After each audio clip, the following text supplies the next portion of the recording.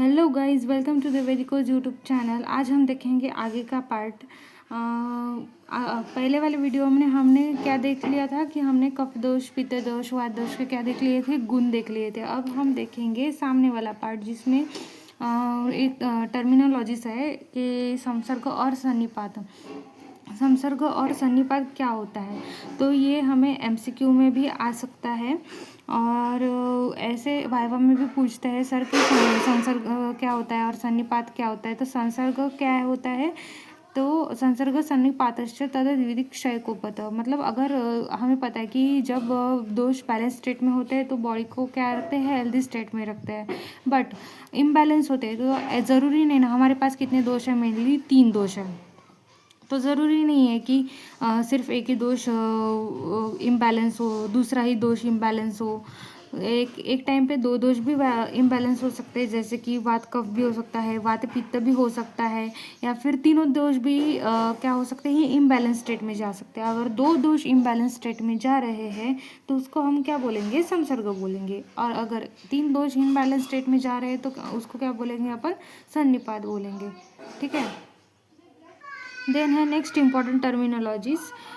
देखो इस चैप्टर में ना बहुत ज़्यादा इम्पॉर्टेंट टर्मिनोलॉजीज है, क्योंकि इसके ही ऊपर यही टर्मिनोलॉजीज पूरे अपन अपने आयुर्वेदा में क्या होने वाली है, यूज़ होने वाली है। तो अभी तुमको ऐसे समझ में नहीं आएगा जल्दी जल्दी में, क्योंकि अभी तुम न्यू हो और फर्स्ट ही चैप्टर पढ़ रहे हो। तो ये रस क्या है, मांस क्या है, मेद क्या है, सन्निपात क्या है, दोष क्या है, जैसे तुम आगे आगे पढ़ोगे, दूसरा चैप्टर पढ़ोगे, तीसरा चैप्टर पढ़ोगे, चौथा चैप्टर पढ़ोगे, फिर तुमको रिलेट करता है कि अच्छा ये ऐसे दोष के ऊपर ऐसा क्या काम करता है। तो अभी अगर तुमको समझ में नहीं आ रहा है तो जस्ट एक ओवर थ्रो लो कि अच्छा ये इसका मतलब ऐसा ऐसा होता है, ज़्यादा टेंशन मत लो। ठीक है। तो अब हम नेक्स्ट पार्ट देखते हैं, दैट इज़ बॉडी टिश्यू और वेस्ट प्रोडक्ट। तो हमारे जैसे मॉडर्न में बॉडी टिश्यू, मसल वगैरह अपन देखते हैं। तो इसमें जो है आयुर्वेदा में बॉडी टिश्यू और वेस्ट प्रोडक्ट के बारे में बताया है। तो हम इधर देखते हैं। तो रस, अश्रुक, मांस, मेद, अस्थि, मज्जा, शुक्राणि, धातव, सप्तदुष्य, मला, मूल, शकृत, स्वेद, यो अपि च।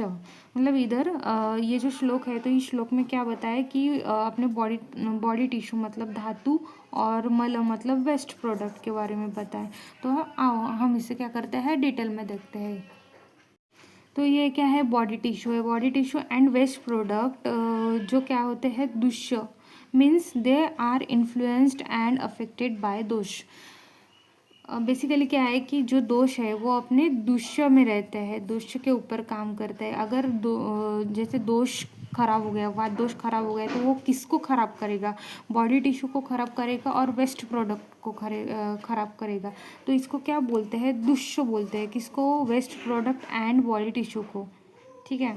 देन इसको दुष्य क्यों बोला, क्योंकि they are influenced and affected by dosha. अगर दोष खराब हो गए तो वो इनको भी खराब कर देंगे। ठीक है।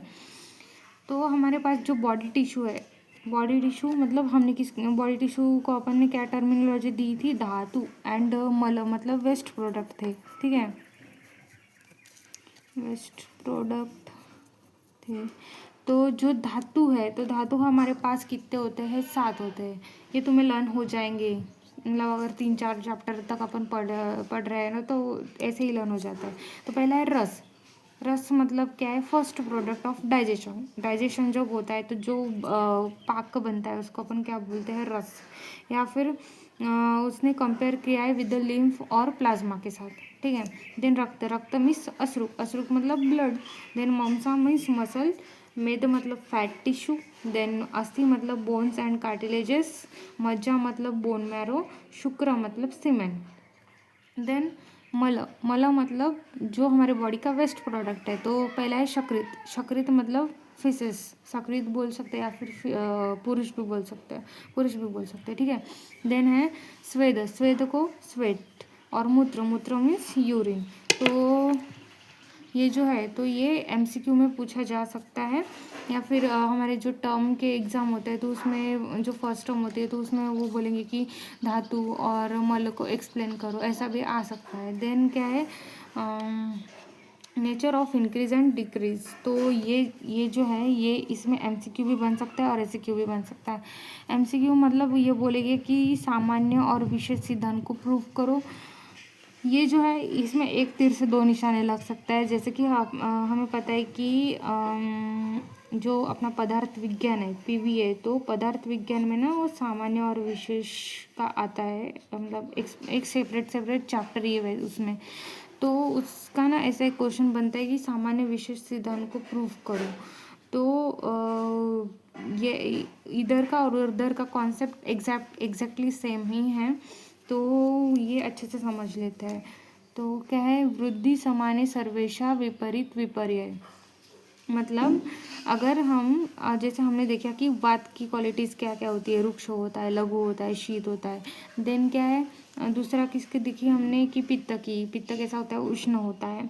तो ये क्या बोल रहे हैं, अगर इक्वल क्वालिटीज़ का अपन देते हैं कुछ किसी इंसान को, जैसे कि शीत क्वालिटीज़ का अगर दे रहे हैं, तो वो क्या करेगा, लीड टू इंक्रीज, वो दोष को इंक्रीज करेगा। जैसे हम अगर शीत दे रहे हैं कोई चीज़, शीत और ड्राई दे रहे हैं, ड्राई गुण वाली, तो वो जो इंसान होगा तो उसमें कौन सा दोष बढ़ेगा, वात दोष बढ़ेगा। जैसे देन अपोजिट क्वालिटीज़ वाला अगर दे रहे हैं तो वो क्या करेगा, डिक्रीज करेगा, क्षय करेगा उस चीज़ का। देन देखते हैं इसमें एग्जाम्पल से अच्छे से समझ में आएगा आपको। देन क्या है, dryness is the quality of वात। हमने पहले ही देखा पहले वाले वीडियो में कि जो ड्राइनेस थी, रुक्षता थी, ये किसकी क्वालिटी थी, वात की थी। इफ़ वात बॉडी टाइप पर्सन, अगर हमने एक बॉडी टाइप पर्सन लिया वात वाला, जैसे कि जिसका बॉडी टाइप क्या है, वात है, तो अगर अपन ने क्या किया, exposure himself to dry cold weather, अगर हमने उसको क्या करा कि जो अपना कोल्ड वेदर है उसमें जाके उसको रख दिया, फिर क्या होगा, his dryness and in turn vata will increase. तो पहले तो उसके बॉडी में शीत गुण पहले ही ज़्यादा है, ड्राइनेस पहले ही ज़्यादा है, और हमने उसको शीत एनवायरनमेंट में रख दिया, तो क्या होगा कि उसका जो वात गुण है वो क्या हो जाएगा, वात दोष का जो गुण है वो क्या हो जाएगा, बढ़ जाएगा, लीड टू स्किन ड्राई। ठीक है, अगर हम अभी ये किसका हो गया, वृद्धि का हो गया एग्जाम्पल। अब अपन देखते हैं क्षय का एग्जाम्पल, या फिर वृद्धि का और मैं एक एग्जांपल देती हूँ। जैसे कि कोई व्यक्ति ऐसा है, कृश है, मतलब ऐसा अपन बोलते हैं ना कि सुकड़ा इंसान है, तो अगर उसको अपन ने क्या किया कि मांस रस दिया, उसमें मांस धातु कम था, अपन ने उसको मांस रस दिया, तो उसमें क्या होगा, उसमें मांस धातु की क्या होगी, वृद्धि होगी। तो वो किसका एग्जाम्पल है, इक्वल क्वालिटीज़ का है, मतलब हम किसी चीज़ को बढ़ा रहे हैं सेम क्वालिटी देके। ठीक है, अब हम देखते हैं कि नेक्स्ट कैसा, वृद्धि, ये था वृद्धि का, और आप देखेंगे क्षय का। तो इन द सेम वे, जैसे कि अपन ने देखे कि oiliness is opposite to dryness. ठीक है, if applied oil to the skin the dryness related to vata is decrease. जैसे कि एक इंसान है जो वात प्रकृति है उसकी, तो हमने क्या किया, उसको ऑयल, उसमें रुक्षता का गुण ज़्यादा होगा, फिर हमने क्या किया कि उसको ऑयल वगैरह यूज़ करने को बोला, उसने अपनी स्किन पे ऑयल अप्लाई किया, तो क्या हुआ, उसकी जो ड्राइनेस थी वो क्या होगी, कम हो गई, मतलब इधर क्षय हो गया। तो हमने अपोजिट क्वालिटी देख के क्या किया, उस चीज़ का क्षय किया, उस चीज़ को कम किया। तो ये था इस श्लोक का मीनिंग। तो अपन ऐसे लिख सकते हैं। तो इसमें ऐसे जो दो सब्जेक्ट में ऐसे क्वेश्चन बन सकते हैं, एमसीक्यू भी पूछ सकते हैं या फिर एसक्यू भी पूछ सकता है। ठीक है, तो इसके अकॉर्डिंग अपन प्रिपेयर कर लेते हैं। ठीक है, तो अगर क्वेश्चन आया तो अपन कैसे लिखेंगे कि पहले श्लोक लिखेंगे, देन क्वालिटीज़, मतलब उसका डिस्क्रिप्शन लिखेंगे, श्लोक का मतलब क्या है, देन एग्जाम्पल लिखेंगे। तो ऐसा हमारा 2 पेज तो भर ही जाएगा। तो उसमें से ऐसे क्यों ही आएगा, LQ वगैरह नहीं आएगा इसमें से। तो ठीक है, देखते हैं। देन नेक्स्ट पार्ट है रस मतलब टेस्ट। जैसे हम अपन बोलते हैं ना कि रस, इसका टेस्ट ऐसा है वैसा है। तो जो हमारे आयुर्वेदा में है तो उसने टेस्ट का क्या वर्णन किया है, टेस्ट का वर्णन बेसिकली क्यों किया होगा, क्योंकि जैसे हमें पता है कि हम ड्रग्स यूज़ करते हैं, तो कैसे कोई मेडिसिन है तो जैसे कि कोई मेडिसिन है तो मेडिसिन का क्या रस हो सकता है, वो मधुर रस वाली है, अम्ल रस वाली है, लवण रस वाली है, या फिर जो हम आहार लेते हैं वो कौन से रस वाला है। तो रस का पता होना भी बहुत ज़्यादा ज़रूरी होता है। तो उसमें जो है अपने आयुर्वेदा में 6 रस को बताया है। ये बहुत ज़्यादा ये भी इम्पोर्टेंट है। इसमें टर्म में इसका एसक्यू आ सकता है और एमसीक्यू भी आ सकता है, तो अपन इसके वाइज प्रिपेयर करेंगे। और ये जो श्लोक है ये भी लर्न कर लीजिए, जिसमें रस स्वाद अम्ल लवण तिक्तो उष्ण कटु कषाय का षड द्रव्य मिश्र कास्ते च यथा पूर्व बलवा। तो अपने पास जो है टेस्ट रस कितने हैं, 6 है। तो उसमें 6 रस में पहला कौन सा है, तो पहला है स्वाद। स्वाद मीन्स मधुर, स्वीट रस वाला कोई चीज़। देन है अम्ल, अम्ल मीन्स सोर है। देन है लवण, लवण मीन्स सॉल्टी टेस्ट है। देन है तिक्त, तिक्त मीन्स बिटर टेस्ट है, ठीक है। देन कटु मीन्स पंजेंट टेस्ट है।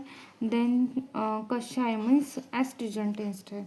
They are successively lower in energy. अगर अपन ऐसे जाए तो सबसे ज़्यादा एनर्जी वाला अगर कोई रस है तो कौन है, अपना मधुर रस है। और कषाय रस जो है वो सबसे ज़्यादा कम एनर्जी प्रोड्यूस करने वाला है। तो ये एमसीक्यू के लिए इम्पोर्टेंट है।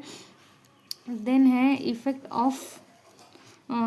ऑफ रस ऑन त्रिदोष। अभी ये अपन पढ़ क्यों रहे हैं, क्योंकि ये अपने आहार, जब हम आहार लेते हैं तो उसका रस में कन्वर्जन होता है। तो रस वो तो हम देखेंगे ही, अपने क्रिया शरीर में भी देखेंगे और इसमें भी देखेंगे आगे। बट उसका दोषों के ऊपर क्या इम्पेक्ट पड़ता है, तो ये इम्पोर्टेंट, सबसे ज़्यादा इम्पोर्टेंट है ये। इसके ही ऊपर हम क्या करते हैं, इसके ऊपर अपन चिकित्सा भी देते हैं। तो इफेक्ट ऑफ ऑन त्रिदोष है। तो अगर श्लोक नहीं किया तो भी कोई ये नहीं है, बट ये फ्लो चार्ट जो है ये कर लो। ये फ्लो चार्ट से बहुत ज़्यादा इजी जाता है करने के लिए। तो जैसे कि पहले क्या है, हमारे पास 6 रस है, मधुर अम्ल लवण तिक्त कटु कषाय। तो ये जो है मधुर रस ये क्या मधुर अम्ल लवण ये क्या करता है, वात दोष का शमन करता है, मतलब वात दोष को कम करता है। और कफ दोष का प्रकोप करता है। प्रकोप मतलब क्या होता है, इंक्रीज करना। शमन मतलब क्या होता है, डिक्रीज करना। तिक्त कटु कषाय ये क्या करता है कि जो वात दोष है उसका क्या करता है, प्रकोप करता है। प्रकोप मतलब इंक्रीज। और ये जो ये कफ दोष के शमन करते हैं।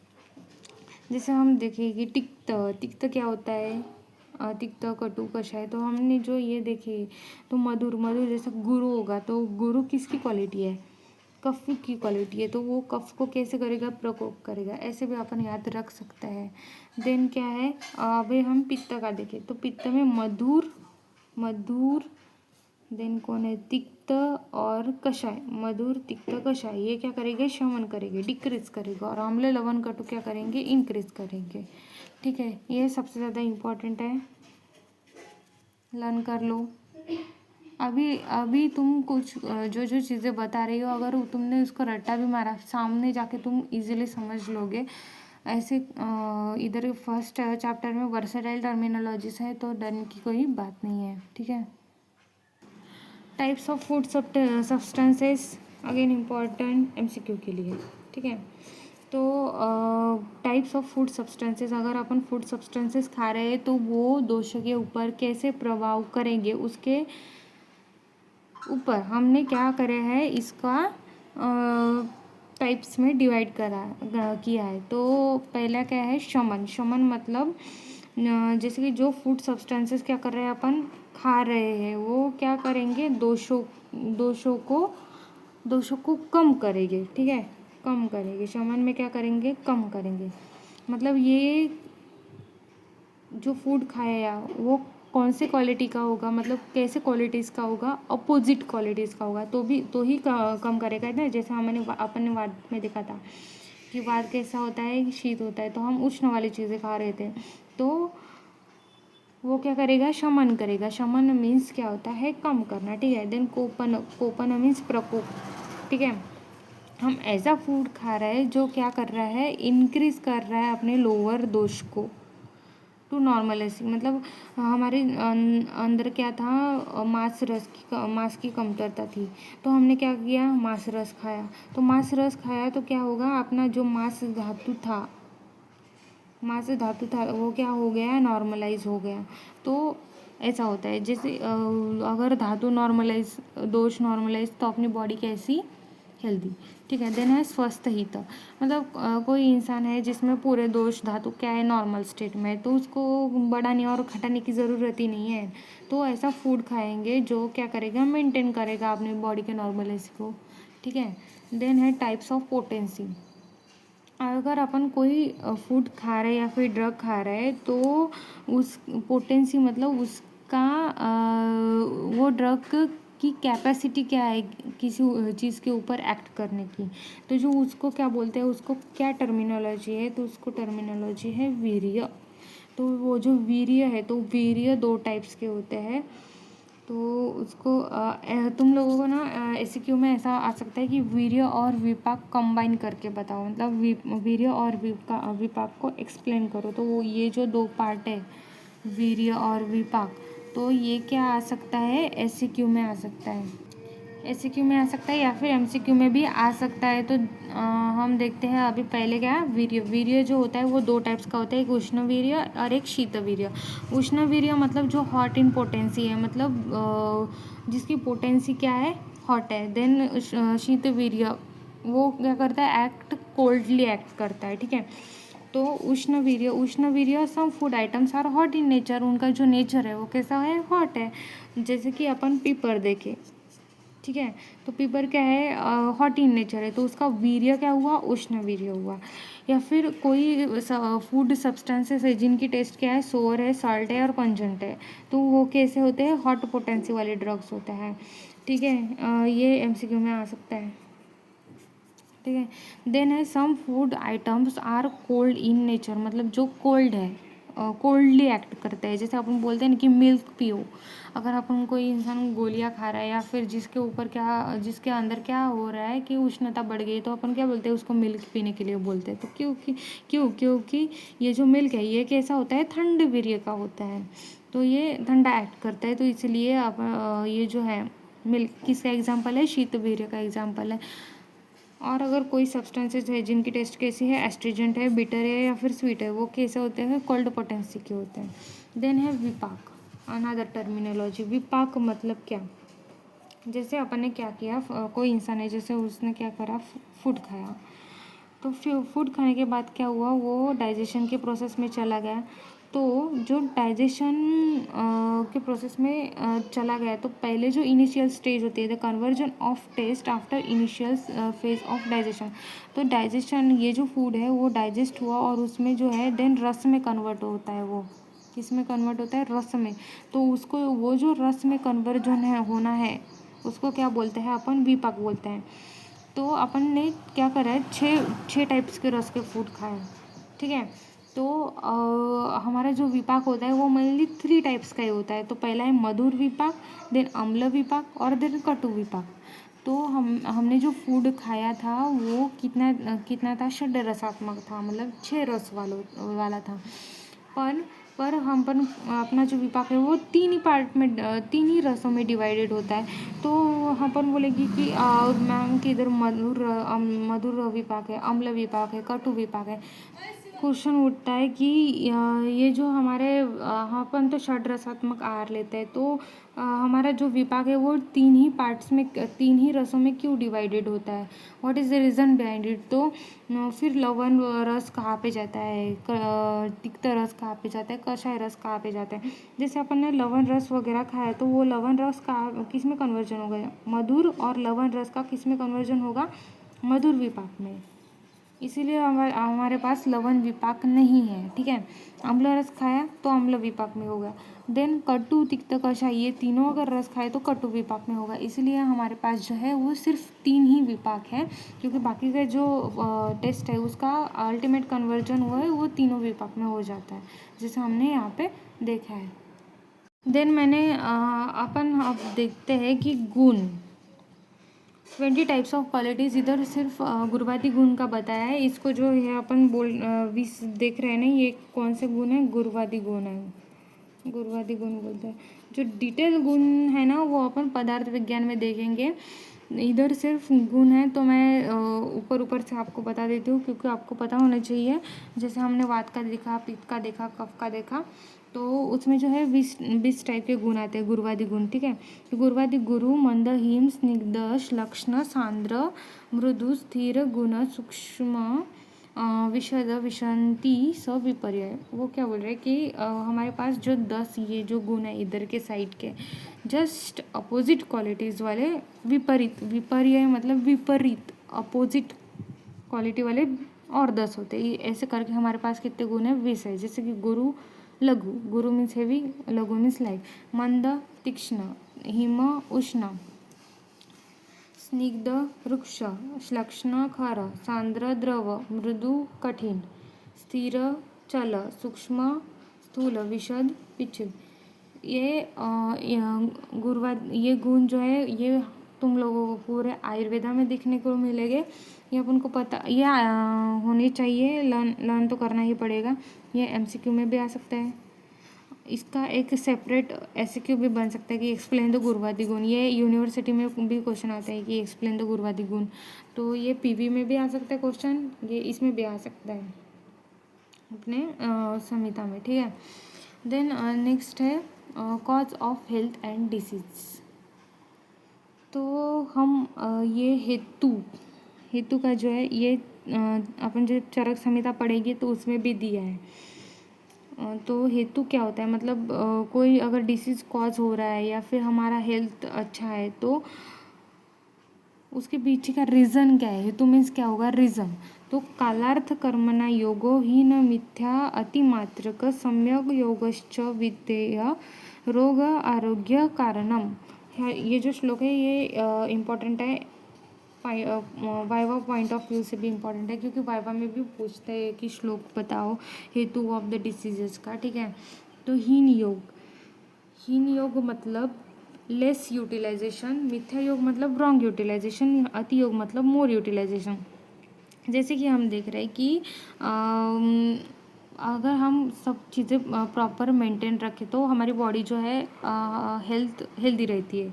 ठीक है, तो अगर हम क्या कर रहे हैं, कोई चीज़ को बहुत ज़्यादा ले रहे हैं या फिर कोई चीज़ को रॉन्ग वे में ले रहे हैं या फिर कोई चीज़ को बहुत कम ले रहे हैं, तो उसके वजह से क्या हो सकता है? हमें डिसीज़ कॉज हो सकता है। तो हीन योग मतलब लेस यूटिलाइजेशन, कोई चीज़ कम ले रहे हैं। ठीक है, या फिर हीन योग कैसे बोल सकता है? हीन योग किसका ऑफ काल, अर्थ और कर्म। मतलब जैसे अगर अपन टाइम का बोले तो अगर अपन जो टाइम है तो टाइम के हिसाब से खाना नहीं खा रहे हैं, रॉन्ग यूटिलाइजेशन हुआ ना वो, तो उसकी वजह से क्या होगा? अपन को डिसीज कॉज होगा। या फिर अर्थ के हिसाब से, अर्थ मतलब सेंस ऑर्गन का। जैसे कि मैंने किया कि किसी ने मुझे आवाज़ दिया तो मुझे बहुत कम सुनाई दिया, तो वो क्या हो गया? हीन योग हो गया अपने सेंसेस का। या फिर मैंने कुछ रॉन्ग ही सुन लिया तो क्या हो गया? वो मिथ्या योग हो गया। या फिर मैंने बहुत ज़ोर से सुन लिया, ठीक है, लाउडली सुन लिया, तो वो क्या हो गया है? अति योग हो गया। तो हीन योग, मिथ्या योग और अति योग किसका? काल, अर्थ और कर्म, टाइम, सेंस और फंक्शन का। उसके वजह से क्या होता है? Is the reason for the cause of disease. ठीक है, the right utilization of 3 factors reason for the health. अगर ये तीनों चीज़ें प्रॉपरली है तो हमारी हेल्थ क्या रहेगी? मेंटेन रहेगी।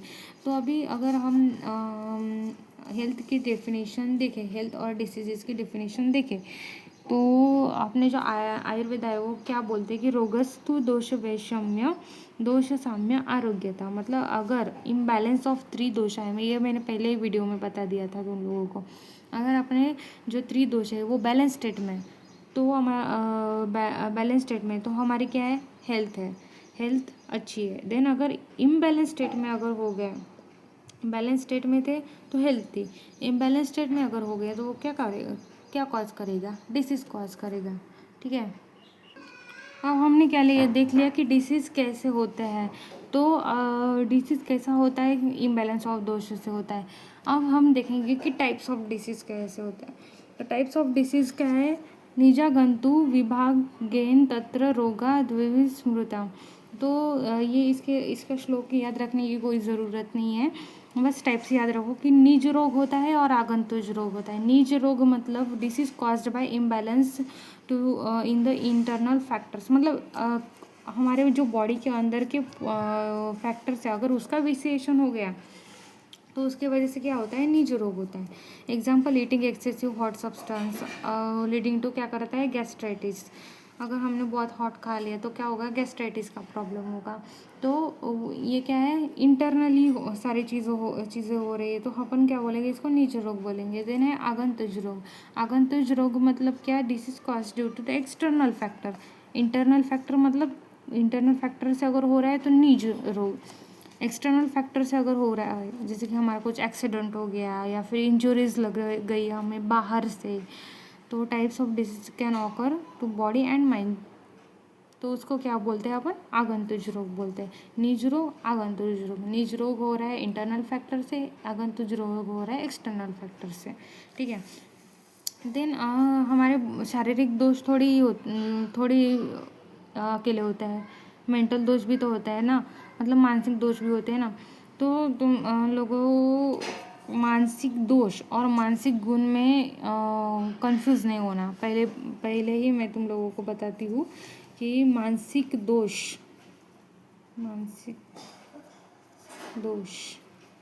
और दूसरा है मानसिक गुण, मतलब जो गुण आते हैं, मानस गुण।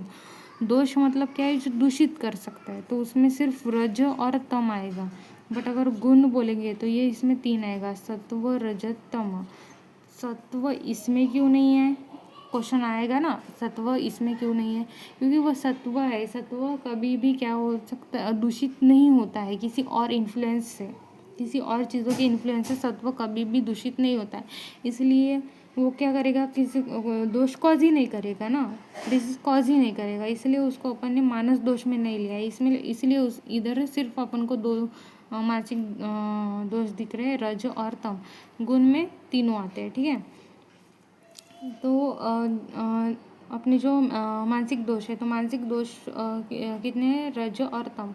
रज, quality of mind that drives us to take action, जो हमारे मन को क्या कराता है, कर्म में लगाता है, उसको क्या बोलते हैं, वो किस दोष की वजह से, रज दोष की वजह से, ठीक है। देन है तम। तो तम किसकी वजह से, तो तम जो है, तम क्या करता है, दैट लीड्स टू इनएक्शन और लेथार्जी। एक कराता है एक्शन और एक लाता है लेथार्जी, तो ठीक है। अगर हमारे इसमें क्या बढ़ गया है, रजस गुण बढ़ गया है, तो रज गुण क्या कराएगा, एक्शन या फिर चिड़चिड़ापन लाएगा हमारे इसमें।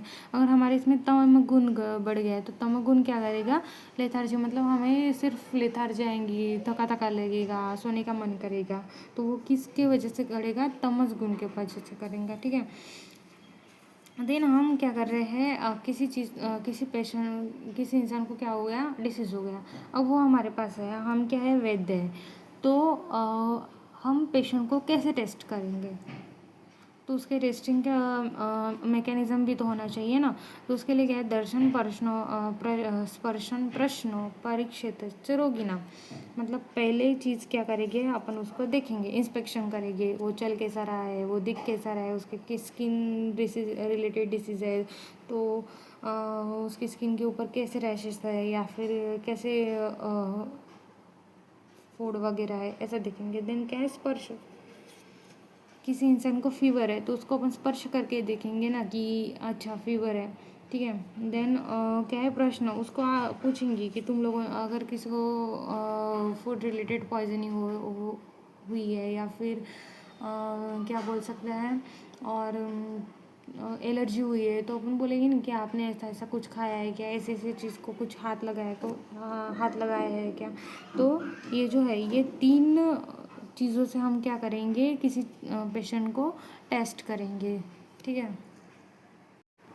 तो आई होप कि आपको समझ में आया होगा। देन हम देखते सामने का अगले वीडियो में देखते हैं, क्योंकि ये चैप्टर बहुत ही ज़्यादा वास्ट है, बहुत ज़्यादा टर्मिनोलॉजीज है, तो इसमें डरने की कोई ज़रूरत नहीं है, क्योंकि ये जो है वो छोटी छोटी टर्मिनोलॉजी जो है वो आपको सामने भी यूज़ में आएगी। तो आप इसमें बेहतर है कि आप अभी से इस टर्मिनोलॉजीज़ को बार बार पढ़ें। और ये जो चैप्टर है बहुत ज़्यादा बेसिक है, बहुत ज़्यादा इजी टू अंडरस्टैंड है। टर्मिनोलॉजीज वर्सेटाइल है, बट अंडरस्टैंड करने के लिए बहुत ज़्यादा इजी है। तो आप इसको अगर 2-3 बार पढ़ेंगे तो आपको इजीली समझ में आ जाएगा। और यूनिवर्सिटी के हिसाब से तो मैं बता ही रही हूँ कि किसमें से कौन सा क्वेश्चन आएगा, तो उसकी टेंशन आपको लेने की ज़रूरत नहीं है।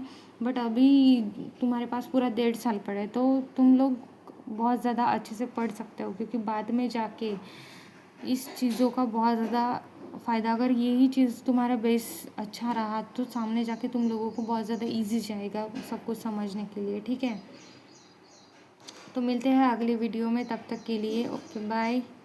और गाइस चैनल को ज़रूर सब्सक्राइब करो एंड वीडियो को लाइक वगैरह करो एंड शेयर भी करो। ठीक है, थैंक यू।